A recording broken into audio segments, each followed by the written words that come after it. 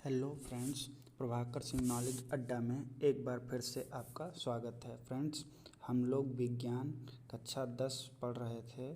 ठीक है, इसमें हम लोगों ने एक चैप्टर है कार्बन और उसके यौगिक। ठीक है, कार्बन और उसके यौगिक, इस चैप्टर को हम लोग पढ़ रहे थे और इसके हम लोग 3 पार्ट पढ़ चुके थे। तो आज पार्ट 4 है। ठीक है, तो इस चैप्टर में हम लोग क्या करेंगे, कुछ इम्पॉर्टेंट रिएक्शन हैं उनको पढ़ेंगे। उन रिएक्शन में सबसे पहले एक तो यही रिएक्शन है हाइड्रोजनीकरण।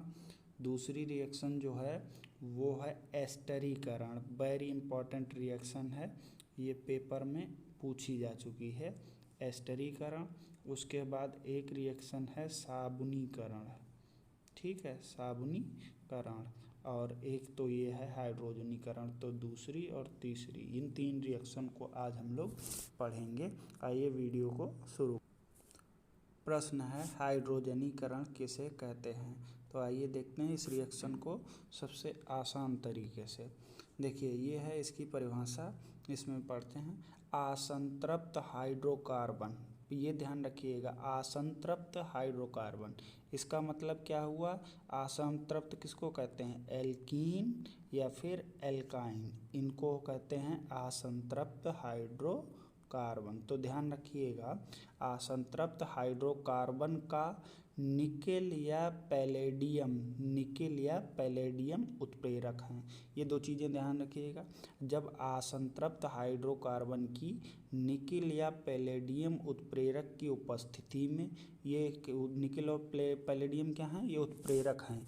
इनकी सिर्फ उपस्थिति में हाइड्रोजन से अभिक्रिया कराते हैं, यानी हाइड्रोजन का मिलना और संतृप्त हाइड्रोकार्बन में बदल जाना हाइड्रोजनीकरण कहलाता है। मतलब देखिए, इसको कह क्या रहे हैं, इसको समझिए। यहाँ पे असंतृप्त हाइड्रोकार्बन लेंगे आप और उसकी रिएक्शन किससे कराएंगे? हाइड्रोजन से कराएंगे, तो वो किस में बदल जाएगा? संतृप्त हाइड्रोकार्बन में। ध्यान से समझिए, आपने लिया असंतृप्त, ठीक है, असंतृप्त हाइड्रोकार्बन लिया। अब इसकी रिएक्शन किससे करा दी? हाइड्रोजन से। और उत्प्रेरक कौन रहेगा? निकेल ले लिया। उत्प्रेरक सिर्फ यहाँ लिख देंगे एरो के निशान के ऊपर, और ये किस में बदल जाएगा? संतृप्त में। ठीक है, असंतृप्त हाइड्रोकार्बन जब निकेल की उपस्थिति में हाइड्रोजन से अभिक्रिया करके इसमें बदल जाएगा? संतृप्त हाइड्रोकार्बन में। तो इसी रिएक्शन को क्या कहते हैं? हाइड्रोकार्बन अभिक्रिया कहते हैं। असंतृप्त हाइड्रोकार्बन की निकेल और पैलेडियम उत्प्रेरक की उपस्थिति में हाइड्रोजन से अभिक्रिया करके संतृप्त हाइड्रोकार्बन में बदलने को हाइड्रोजनीकरण कहते हैं। ठीक है, देखिए आगे हम आपको इसकी रिएक्शन दिखाते हैं। ये देखिए, डबल बॉन्ड वाले जो भी हैं, जिनमें कार्बन कार्बन के बीच में डबल बॉन्ड है, उनको क्या कहते हैं? असंतृप्त हाइड्रोकार्बन। तो देखिए, रिएक्शन समझने की कोशिश करिए। यहाँ क्या हुआ? कार्बन कार्बन के बीच में कितने बॉन्ड हैं? 2 बॉन्ड हैं। ठीक है, वो देखिए यहाँ कार्बन कार्बन के बीच में कितने बॉन्ड हैं? 2 बॉन्ड हैं। ये लगा दिए 2 बॉन्ड। अब इसकी रिएक्शन किससे कराई जा रही है? हाइड्रोजन से। हाइड्रोजन भी कितने हैं? 2। आप उनको ऐसे भी लिख सकते हैं, फिर आपने एरो बना दिए। तो देखिए, हम लोगों ने रिएक्शन करना सीखा है। जैसे अगर कहीं पर भी डबल बॉन्ड है तो वो उनमें से एक डबल बॉन्ड टूट जाएगा। देखिए, इधर इधर जो भी लगे हैं उनको लगा रहने दीजिए। 1 R 2 R 3 R 4 R, 1 R 2 R, ये यहाँ R है वो गलत लिखे हैं, 3 R और 4 R। तो हमारे यहाँ लगे हैं R1 R2, मान लिए हमने R3 और R4। ये देखो चारों R लगे हैं, वो यहाँ लगे रहेंगे, R1 R2 और R3 और R4, वो पहले के जैसे लगे रहेंगे। लेकिन अब देखिए, सिर्फ ये वाला जो बॉन्ड है वो टूट गया। क्या हुआ? ये वाला बॉन्ड टूट गया एक यहाँ से, तो वही यहाँ कार्बन की जगह खाली हो गई। तो अब हमको क्या करना है, कार्बन की संयोजकता पूरी करनी है। तो एक एक डंडा दोनों पे खींच दिया, और ये कितने हाइड्रोजन थे, 2, तो एक हाइड्रोजन यहाँ लगा दिया, एक हाइड्रोजन यहाँ लगा दिया, और ये बन गया क्या, संतृप्त हाइड्रोकार्बन। क्यों, क्योंकि संतृप्त में कार्बन कार्बन के बीच एकल बंध होता है। ठीक है, तो ये क्या बन गया, संतृप्त हाइड्रोकार्बन। और इस रिएक्शन को हम क्या कहेंगे, क्या कहेंगे, हाइड्रोजनीकरण। ठीक है, तो अब देखते हैं एक बार फिर से पूरी रिएक्शन को। यहाँ पर देखिए हमारे पास जो था शुरू में ये वाला है हमारे पास, इसको हम लोग देखते हैं। ये वाली असंतृप्त हाइड्रोकार्बन है। असंतृप्त हाइड्रोकार्बन की हाइड्रोजन से रिएक्शन कराएगी किसकी, निकेल की उपस्थिति में। यहाँ नोट कर लीजिएगा, ये हाइड्रोजन ना होके यही वाले आर हैं। तो देखिए 4 आर हमारे पास पहले से लगे हैं, तो यहाँ भी 4 आर लगे रहेंगे, ये और ये और ये। तो सिर्फ वो 2 हाइड्रोजन, एक बॉन्ड टूट जाएगा, वो दोनों हाइड्रोजन यहीं आके लग जाएंगे। इस अभिक्रिया को क्या कहते हैं, क्या कहते हैं, हाइड्रोजनीकरण। अब ये इसका उपयोग देखिए क्या हुआ, जो वेजिटेबल ऑयल होता है यानी वनस्पति तेल, ध्यान रखिएगा वनस्पति तेल। ठीक है, वनस्पति तेल से क्या बनाया जाता है, वनस्पति घी। ये देखिए वो क्या इससे बनाया गया, वनस्पति घी। तो यही पेपर में पूछा जाता है, वनस्पति तेल से वनस्पति घी किस प्रक्रिया द्वारा बनाया जाता है, तो हम कहेंगे हाइड्रोजनीकरण अभिक्रिया द्वारा।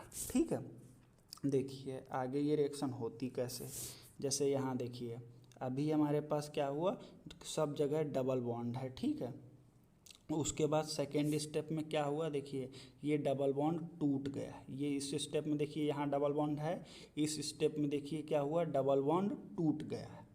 ठीक है, तो एक हाइड्रोजन यहाँ जुड़ गया, और नेक्स्ट स्टेप में दूसरा हाइड्रोजन भी जुड़ गया। तो क्या होता है, सिर्फ जो डबल बॉन्ड पहले में मौजूद रहता है, अगली लाइन में देखिए ये 4 बॉन्ड हैं, अगली लाइन में डबल बॉन्ड टूट जाता है। तो अब देखिए एक एक बॉन्ड कम हो गया, तो वही जो 2 हाइड्रोजन थे वो एक यहाँ जुड़ जाता है, एक यहाँ जुड़ जाता है। इसी अभिक्रिया को हम लोग क्या कहते हैं, हाइड्रोजनीकरण। तो उम्मीद करते हैं आपको समझ आई होगी। अगर कोई प्रॉब्लम है तो कमेंट सेक्शन में हम लोग डिस्कस कर सकते हैं। ठीक है, दूसरी अभिक्रिया अब हम लोग पढ़ेंगे साबुनीकरण। साबुनीकरण में देखिए क्या होता है, जब तेल या वसा को NaOH के साथ गर्म किया जाता है, यानी आपने तेल और वसा ले लिया, उसमें NaOH मिला दिया और फिर क्या कर रहे हैं, गर्म कर रहे हैं, तो वसा या तेल का अणु टूट जाता है या विघटित हो जाता है। इस प्रक्रिया को क्या कहते हैं, साबुनीकरण कहते हैं। इस प्रक्रिया में बनने वाले उत्पाद को क्या कहते हैं, साबुन कहते हैं। सिंपल सी परिभाषा है, जब तेल या वसा को NaOH मिला दिया जाता है और फिर उसको गर्म किया जाता है, तो जो वसा या तेल का अणु रहता है वो अपघटित हो जाता है। ठीक है, टूट जाता है। तो इस प्रक्रिया को क्या कहते हैं, साबुनीकरण अभिक्रिया कहते हैं। ठीक है, आइए इसकी अभिक्रिया देखते हैं। अभिक्रिया देखिए, ये है इसकी अभिक्रिया। तो यहाँ पे देखिए ये क्या है, तेल या वसा का अणु है। ध्यान से देखिए, लिखा है CH2OC फिर C17H35। ये यहाँ बीच में CH लिखा हुआ है, CHOOC C17H35, और आगे लिखा है CH2OOC C17H35। कितने से 3 बार NaOH लिख के रिएक्शन कराई गई, तो एक ये उत्पाद बना और एक ये उत्पाद बना।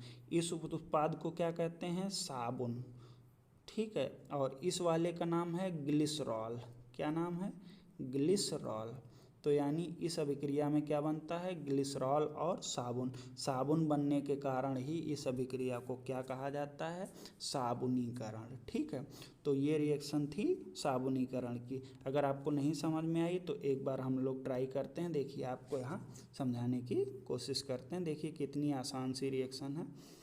चलिए देखिए, सबसे पहले हमने क्या लेना है, एक यौगिक लिया CH2, उसमें है O, उसके बाद C, 2 O हैं और एक O यहाँ लगा दिया और यहाँ लिखा C17 एक मिनट, इसको थोड़ा सा मिटा देते हैं। क्या लिखा? C17H कितने 35 ये लिखा। फिर से एक यहाँ बॉन्ड लगा के फिर से यही चीज़ लिखनी, C⋯O और यहाँ लिखा C17H35। ठीक, फिर से वही लिखा CH2 यहाँ पे O और C⋯O और फिर C17 और H, जो H हैं वो कितने हैं 35 हैं। तो अब इसकी रिएक्शन किससे कराई? NaOH से। ठीक, किससे कराई? NaOH से। और किससे कराई? NaOH से। ये था हमारी सिंपल सी रिएक्शन। अब देखिए जो इसमें उत्पाद है वो कैसे लिखा गया, इसको समझिएगा। आपको यहाँ से अलग कर लेना है ये हिस्सा, इस यौगिक का ये हिस्सा, तीनों में से इसको यहाँ से अलग कर लेना है और इसको यहाँ से अलग कर लेना, और इधर वाले का इसमें Na जोड़ देना है। ठीक, तो बच गया OH। OH कहाँ जुड़ जाएगा? इन तीनों के साथ जो CH2CH लिखे हैं। तो देखिए यहाँ से हम यहाँ पर आप एरो बना देंगे, हमने ये बनाया। तो देखिए यहाँ क्या बचेगा? CH2 और इधर क्या बचा? CH और इधर क्या बचा? CH2। यही तो बचा इन तीनों में। ठीक है, अब यहाँ पे इधर वाला क्या लग जाएगा? सब में OH लगा देना। एक उत्पाद ये बन गया। ठीक, OH लगा दिया तो एक उत्पाद तो ये बन गया। उस उत्पाद को हमने क्या कहा? ग्लिसरॉल। ठीक है, ये क्या है? ग्लिसरॉल। अब जो ये बची हुई चीज़ है इसको ध्यान से देखिएगा, इसको इस स्क्रीन में ही दिखा देते हैं। ये देखिए C17H35 COONA, यहाँ पे देखिए क्या यही बचा है। यहाँ से पढ़ना शुरू कीजिए। C17H कितने हैं? 35, C और एक O ये रहा, एक O ये रहा और Na। तो यहाँ पर जगह कम है इस वजह से नहीं लिखा गया। तो अगले पेज पे हम इसको लिख के दिखा देते हैं। पीछे से लिखना शुरू करेंगे। क्या? C17H कितने थे? 35, फिर ये C था, एक डबल बॉन्ड O था और O, इतना एक से बचा था और Na दूसरी तरफ से आ गया। तो 3 बार आपको यही लिख देना है C17, तो इसी के आगे सीधा 3 लिख दीजिए, यही आपका यौगिक बन जाएगा। और इसी को क्या कहते हैं? साबुन कहते हैं। तो ये साबुन का सूत्र होता है, इसको याद कर लीजिए। क्या? C17H35 COONA। तो ये रिएक्शन थी साबुनीकरण। आप एक बार इसको पढ़िए, कोई प्रॉब्लम हो तो हम लोग कमेंट सेक्शन में देखेंगे।